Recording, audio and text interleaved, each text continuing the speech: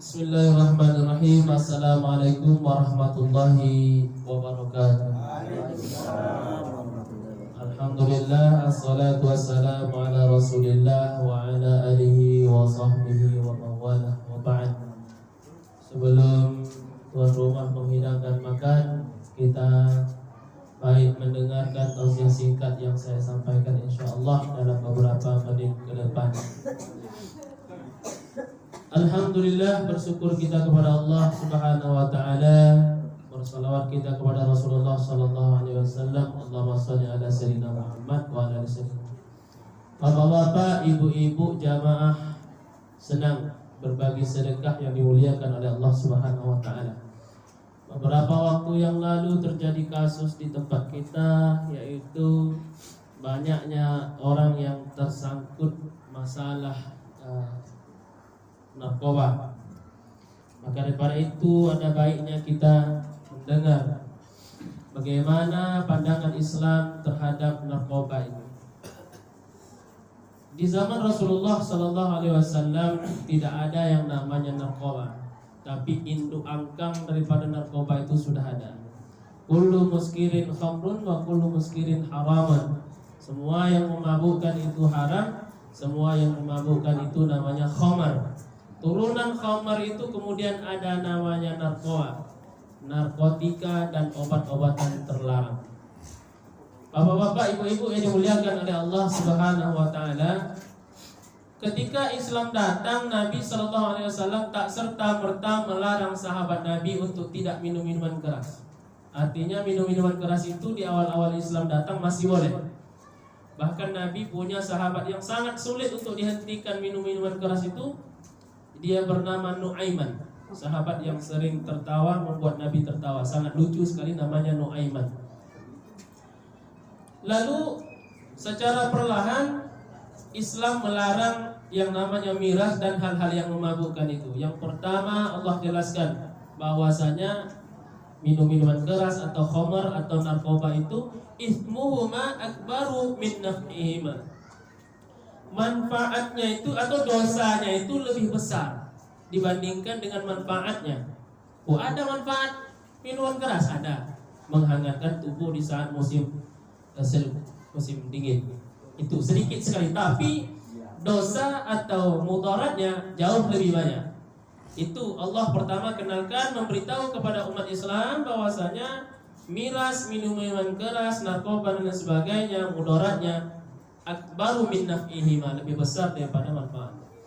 Kemudian tahap pelarangan berikutnya Allah Subhanahu wa taala katakan, wahai orang-orang yang beriman, wala taqrabus shalah wa antum sukara. Jangan kalian salat kalau kalian sedang mabuk.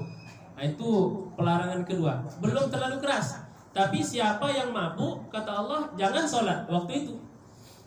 Sehingga turun ayat yang berikutnya bahwasanya innamal khamru wal maisiru rijsun min amali syaitan fajtanibu. Sesungguhnya khamar atau narkoba dan turunannya itu rijsun, haram, min amali syaitan. Yang berbuatnya itu berarti melakukan amalan syaitan.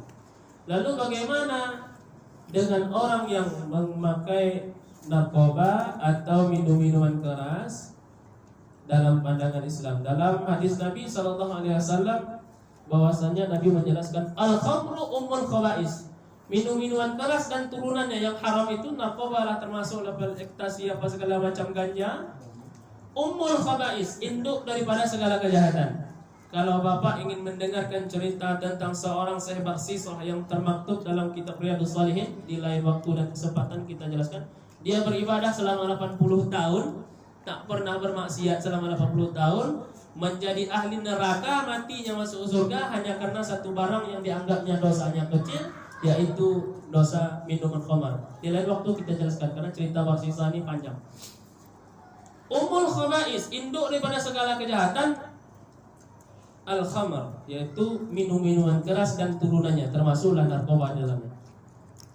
Al-khamru ummul khaba'is. Faman syaribaha, siapa yang memakai narkoba, siapa yang minum minuman keras, siapa yang memakai ganja dan seterusnya, lam yuqbalullahu minhu salatan arba'ina yauman. Pasti, kata Nabi, tak diterima sembahyangnya 40 hari 40 malam. minum minuman keras kita sikitnya, narkoba sebijinya dan seterusnya. Lam yuqbalullah, Allah tak terima salatnya 40 yauman, 40 hari 40 malam. Percuma salat kita tak diterima karena barang itu tadi. Kemudian lanjutan hadis tadi, fa idza mata, kalau orang yang meminum, memakai dan seterusnya narkoba dan turunannya tadi, mati dia ketika makai itu, lam yuqbal fama wa hiya fi batnihi, dan barang itu masih ada dalam badannya. Fa hiya mata maitatan jahiliyatan, maka mati dia ini mati bangkai. Itu dia. Waman syaribaha lam yuqbalullahu minhu salatan 40 yauman, salat tak terima 40 hari 40 malam. Wa idza mata, kalau mati dia karena itu, fa mata maitatan jahiliyatan, matinya sama dengan mati bangkai. Artinya ya tak ada beda dengan matinya anjing terlanggar mobil. Itulah nilai kita di hadapan Allah kalau mati karena itu. Sementara kita berdoa, Allah mahtim alaina bihusnil khatimah, kita minta mati husnul khatimah. Tapi mati kita mati dalam keadaan minum minuman keras, maka pasti mati kita itu su'ul khatimah, mati yang buruk. Itu dia. Hadis riwayat Bukhari Muslim dalam silsilah hadis sahih. Oh, sikitnya kami minuman keras, tak sebotol macam kawan tu dah. Awak sikitnya nyobohnya. Apa kata Nabi? Ma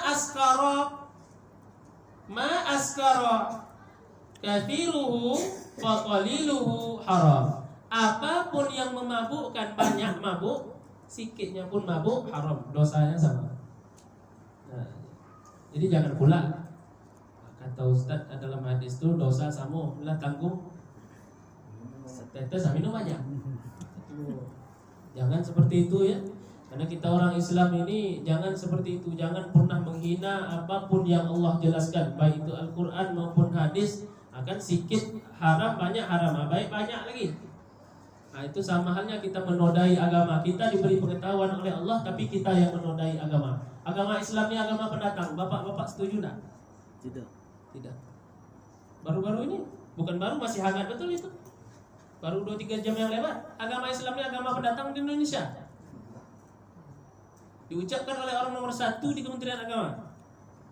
Islam itu agama pendatang di Indonesia. Na'udzubillah, tsumma na'udzubillah. Kita ini pendatang. Islam, inna dina indallahi Islam. Nah, Bapak, Ibu-ibu yang dimuliakan Allah Subhanahu wa taala, sekarang kita sudah tahu bahwasanya setetes tak diterima salat kita 40 hari 40 malam. Logikanya apalagi kalau sampai banyak. Ya, setetes tak diterima, banyak pun tak terima, maka fajtanibu, jauhilah barang-barang yang tidak ada manfaat. Kalau kita sudah dapat ilmu ini, sampaikan kepada anak-anak muda, anak-anak kita, bahwasanya Islam itu memanusiakan manusia. Pelarangan yang Allah berikan kepada kita tak lain tak bukan untuk kebaikan kita semua. Innallaha musta'an wa ilaihi tiklan. Assalamualaikum warahmatullahi wabarakatuh.